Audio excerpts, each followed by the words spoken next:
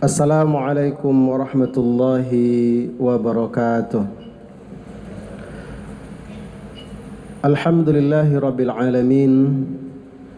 Wassalatu wassalamu ala ashrafil anbiya'i wal mursalin wa ala alihi wa sahbihi ajma'in. Ashhadu an la ilaha illallah wa ashhadu anna Muhammadan abduhu wa rasuluh Nabil Mustafa Muhammadin sallallahu alaihi wasallam. Qala Allah Ta'ala fi kitabihil karim, a'udzu billahi minasy syaithanir rajim. Bismillahirrahmanirrahim. Wa idza sa'alaka 'ibadi 'anni fa inni qarib. Ujibu da'watad da'i idza da'ani. فَلْيَسْتَجِيبُوا لِي وَلْيُؤْمِنُوا بِي لَعَلَّهُمْ يَرْشُدُونَ. وقال أيضا إنا أنزلناه في ليلة القدر وما أدراك ما ليلة القدر ليلة القدر خير من 1000 شهر تنزل الملائكة والروح فيها بإذن ربهم من كل أمر سلام هي حتى مطلع الفجر. وعن أبي هريرة رضي الله عنه عن النبي صلى الله عليه وسلم قال إن الله طيب لا يقبل إلا طيبا وإن الله أمر المؤمنين بما أمر به المرسلين فقال يا أيها الرسل كلوا من طيبات واعملوا صالحا إني بما تعملون عليم. وقال يا أيها الذين آمنوا كلوا من طيبات ما رزقناكم.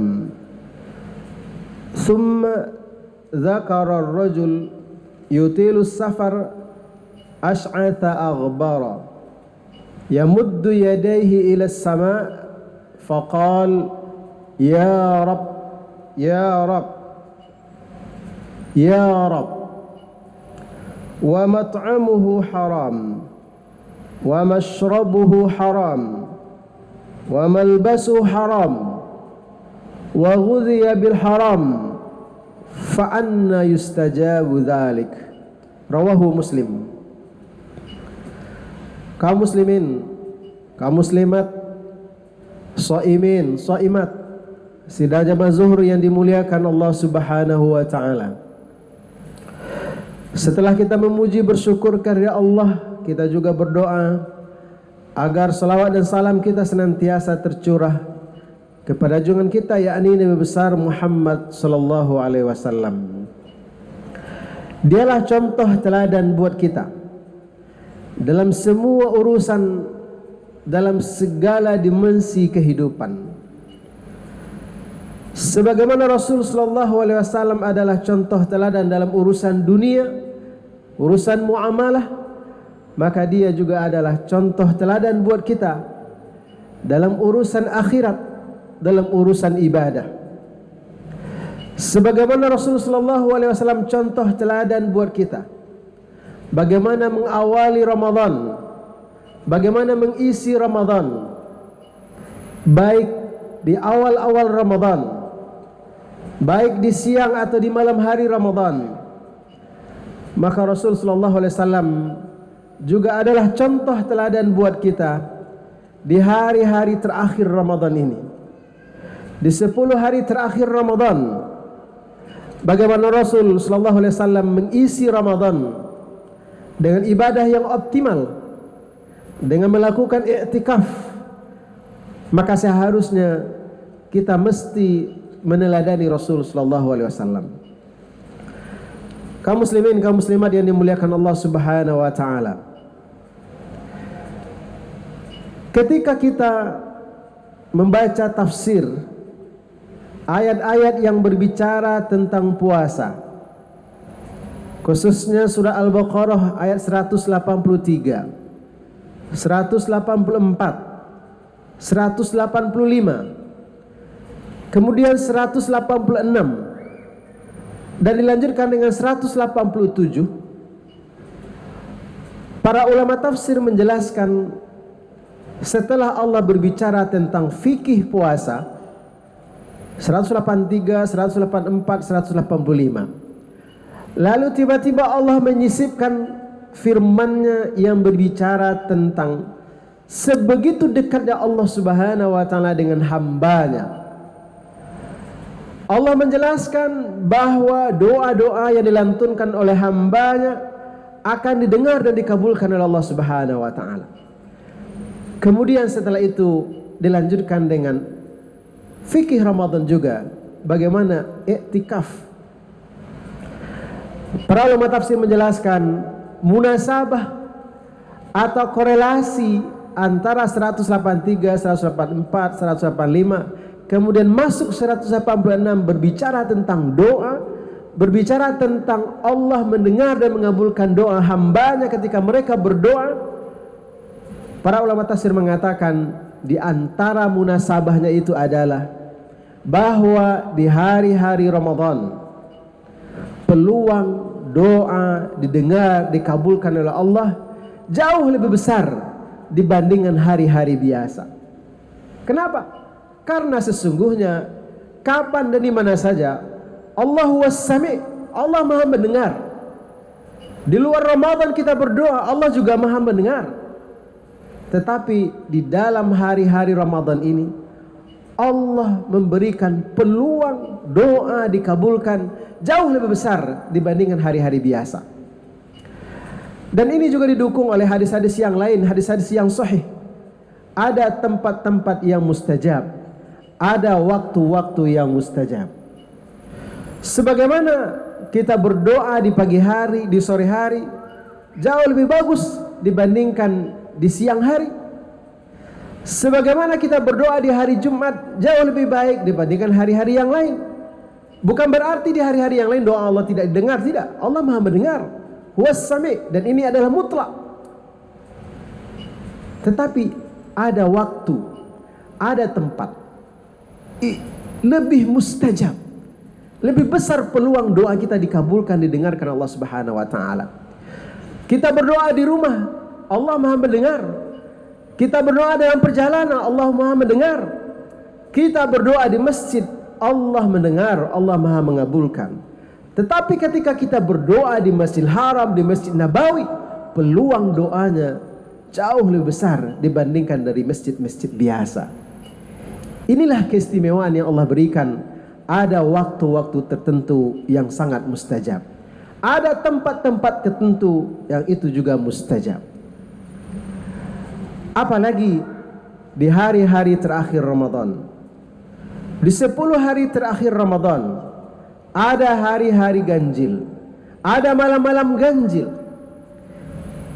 Kalaulah Allah mentakdirkan tahun ini kita mendapatkan malam Lailatul Qadar,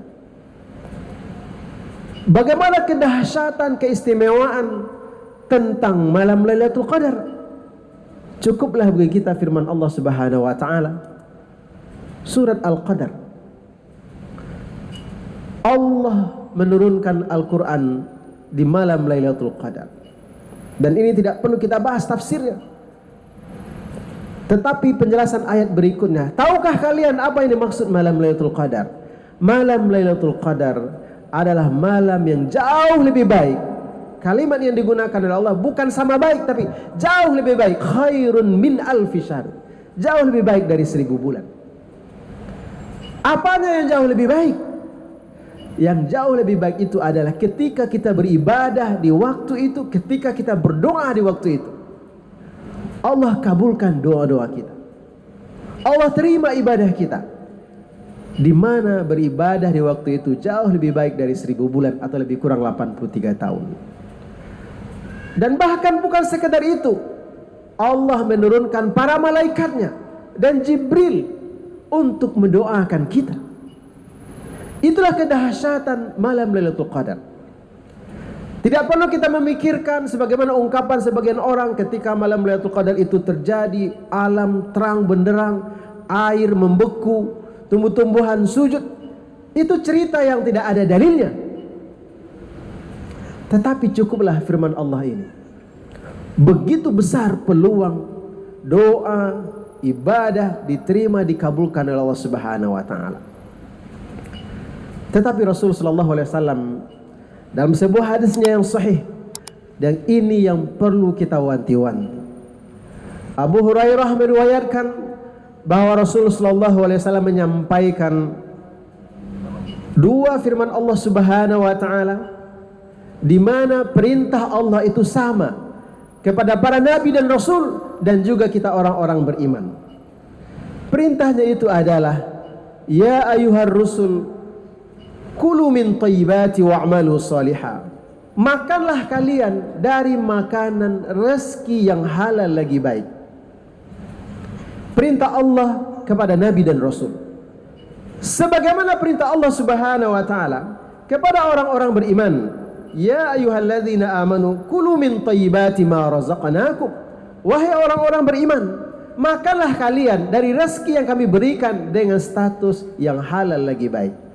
Artinya apa? Perintah Allah kepada nabi dan rasul sama perintahnya kepada kita orang-orang beriman. Pertanyaan berikutnya adalah, apa hubungan dua ayat ini dengan hari-hari Ramadan, dengan malam-malam Ramadan, khususnya 10 hari terakhir Ramadan, dengan malam Lailatul Qadar? Rasul menjelaskan, yutilus safar, ada seseorang dalam perjalanan, dan tanda-tanda dia dalam perjalanan itu, cerita ini adalah 15 abad yang lalu. Dia berkendaraan dengan kuda atau onta, nampak raut wajahnya kusam, rambutnya tidak rapi. Lalu dia mengangkat tangannya ke langit, ya Rabb, ya Rabb, ya Allah kabulkanlah permintaanku, ya Allah perkenankanlah doaku. Bapak Ibu hadirin hadirat yang berbahagia, kondisi safar, peluang doa dikabulkan jauh lebih besar dibandingkan kita sedang menetap. Di hari-hari Ramadan, peluang doa didengar dikabulkan oleh Allah seperti firman-Nya surah Al-Baqarah 186 jauh lebih besar dibandingkan hari-hari sebelumnya. Di 10 hari terakhir Ramadan, khususnya malam-malam ganjil, peluang doa dikabulkan oleh Allah jauh lebih besar dibandingkan hari-hari Ramadan sebelumnya. Kalau ini digabungkan, misalnya oleh sebahagian saudara kita, mereka melakukannya itu di Masjidil Haram, di Masjid Nabawi.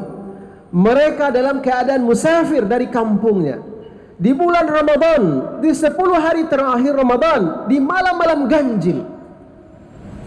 Allahu Akbar. Apalagi kira-kira peluang doanya terhambat untuk tidak didengar atau tidak dikabulkan oleh Allah Subhanahu wa taala.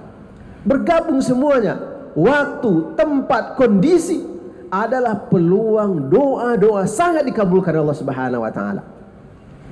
Tetapi Rasul mengingatkan kita, zakarur rajul yutilus safar, mengingatkan ada seseorang dalam perjalanan mengangkat tangannya ke langit, berdoa, ya Allah kabulkanlah permohonanku, ya Allah kabulkanlah doaku, ya Allah dengarlah pintaku. Kata Rasul sallallahu alaihi wasallam, mat'amuhu haram, wa mashrabuhu haram, wa malbasuhu haram, wa ghudhiya bil haram, fa anna yustajabu lidzalik. Makanan yang dia makan ada unsur haramnya, minuman yang dia minum ada unsur haramnya, pakaian yang dia pakai diambil, dibeli dari unsur yang haram. Bahkan sekedar wa ghudhiya bil haram, suplemen tambahan gizi untuk dirinya dari unsur yang haram. Fa anna yustajab, maka bagaimana mungkin doanya akan dikabulkan? Kaum muslimin, kaum muslimat, sidang jamaah zuhur yang dimuliakan Allah Subhanahu wa taala. Inilah hari-hari bagi kita untuk merenung, untuk bermuhasabah, untuk mengevaluasi. Kita berhusnuzon, meyakini bahwa apa yang kita kerjakan selama 11 bulan sebelumnya, kita pastikan bahwa rezeki yang kita makan, yang kita bawa ke rumah adalah rezeki makanan yang halal. Tetapi kalau seandainya tidak ada jaminan rezeki yang kita makan, rezeki yang kita bawa ke rumah yang dimakan oleh anak istri kita, atau minuman yang kita minum, atau sekadar suplemen yang masuk dalam tubuh kita ini, tidak ada jaminan itu adalah rezeki yang halal. Inilah yang kita khawatirkan. Doa-doa kita tidak dikabulkan oleh Allah Subhanahu wa taala. Bukan karena waktu atau momentumnya tidak tepat, tetapi ada yang mengganjal, ada yang menghambat, yaitu makanan, minuman, pakaian, atau sekadar suplemen yang masuk ke dalam tubuh kita ini ada unsur-unsur yang haram. Inilah korelasi betapa hubungan antara makanan dengan terkabulnya doa itu sangat kuat. Maka tidak sepantasnya kita orang-orang beriman berburuk sangka kepada Allah Subhanahu wa taala, mempertanyakan keadilan Allah Subhanahu wa taala. Kenapa si fulan doanya dikabulkan oleh Allah? Kenapa doa saya tidak dikabulkan oleh Allah? Padahal saya sudah berdoa berulang-ulang, khusyuk, berlinang air mata. Persoalannya bukan khusyuk tulus berlinang air mata. Mungkin ada faktor lain. Bapak Ibu hadirin hadirat yang berbahagia. Dan doa yang kita maksudkan ini bukan doa untuk urusan akhirat kita. Kalau kita berdoa untuk urusan akhirat, ya Allah selamatkanlah kami dari azab neraka-Mu, ya Allah masukkanlah kami ke dalam surga-Mu, insya Allah itu akan kita dapatkan di akhirat kelak. Tapi doa-doa yang kita maksudkan adalah doa-doa yang kita lantunkan untuk urusan dunia kita. Kita menginginkan rezeki yang banyak, kita menginginkan segera dapat pekerjaan, kita menginginkan anak gadis kita segera dapat jodoh. Kapan waktu yang mustajab? Di hari-hari biasa, mungkin di pagi hari, mungkin di sore hari, mungkin di sepertiga malam, dalam tahajud kita, dalam qiyamul lail kita. Dibandingkan hari yang lain, di hari-hari Ramadan ini peluang mustajab besar. Dibandingkan 10 hari pertama, 10 hari kedua, 10 hari terakhir Ramadan, peluang doa jauh lebih besar dikabulkan, didengar oleh Allah Subhanahu wa taala. Di malam-malam ganjil jauh lebih besar. Tetapi yang perlu kita antisipasi adalah makanan, minuman, pakaian atau suplemen yang melekat kepada kita. Pastikan itu juga adalah makanan, minuman, pakaian atau suplemen dari yang halal. Karena apa? Karena makanan yang halal akan memudahkan doa dikabulkan.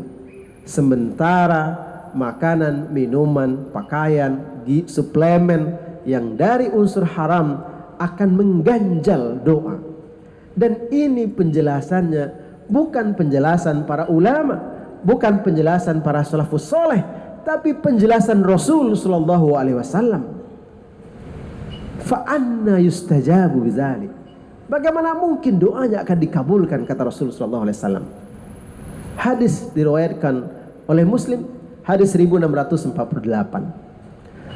Bapak Ibu hadirin hadirat yang berbahagia, andai kita tidak ingat lagi, mungkin ada makan, minuman, pakaian atau suplemen dari unsur yang haram. Kita tidak tahu karena kekhilafan kita masa lalu.